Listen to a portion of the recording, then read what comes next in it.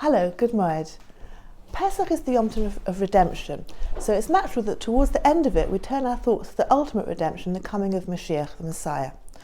And the Haftorah for the 8th day reflects this. It's the sort of thing that by the time you get to the Haftorah on the 8th day, no one's actually listening. But I thought I'd have a quick look at it now and just pull out a couple of interesting ideas. So the Haftorah for the 8th day is a passage from Yeshayahu, Isaiah, which contains prophecies that the enemies of the Jewish people will be defeated. It talks about the splitting of the sea, so that's a link to the end of Pesach, because we read the story of that on the 7th day. And interesting, it transposes the same miracle, rather than the Red Sea splitting, it transposes the miracle to the Euphrates, and it says the river Euphrates will split and allow the Jews to return from Assyria, in the same way as they left Egypt.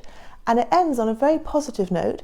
There's some of the psukim from Havdalah, Hinei Kel Yeshua, those psukim, God gives me triumph, and some imperatives to praise him right at the end. In the middle is another familiar passage or familiar idea, talking about the Messianic period. Isaiah says, the wolf shall dwell with the lamb, the leopard lie down with the kid, the calf, the beast of prey, and the fatling together, with a little boy to herd them. The cow and the bear shall graze, their young shall lie down together, and the lion like the ox shall eat straw.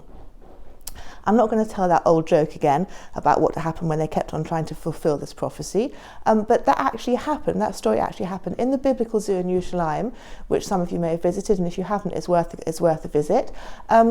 They normally feed, if you go to London Zoo, you'll see that they have feeding time for the lions and the tigers and whatnot, and they feed them like slabs of meat, which is not particularly upsetting because, it's like a lion-sized steak, and so that's fine. I eat a steak, or someone might eat a steak, and here's the lion eating the lion steak.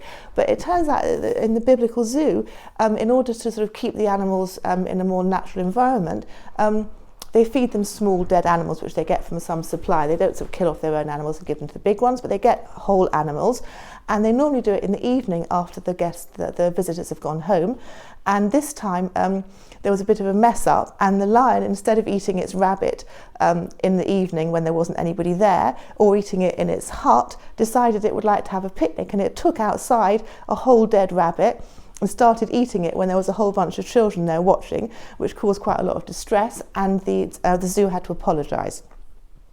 So the Rambam, Maimonides, says that you shouldn't think that when we're told about the times of the Mashiach, that, for example, we've got carnivorous animals living in peace with small, tasty, herbivorous animals. You shouldn't think that's true, and that the lion isn't going to eat the rabbit anymore.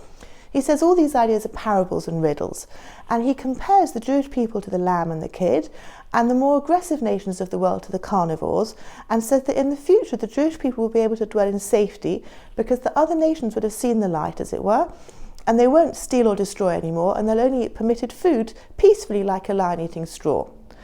The Ramban, Nachmanides, writing in an essay called Torah Hashem Temima, disagrees with the Rambam, and he understands these verses more literally, and he suggests that in the future, in the times of the Mashiach, there won't be any wild or dangerous animals in the land of Israel, because the whole place will be, not to say that the whole place will be inhabited with large cities, because that doesn't sound from an environmental perspective such a good idea, but it will be more calm and not so, so there won't be like wild places anymore, and there won't be wild animals.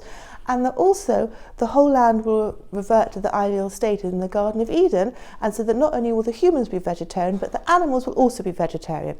And he actually takes it literally. So I'm not sure what the lion in the biblical zoo would think about that, but it's certainly an interesting idea and something we can take out of the Haftorah from the 8th day. Wishing you good moed, good Shabbos, and have a good Yom Tov.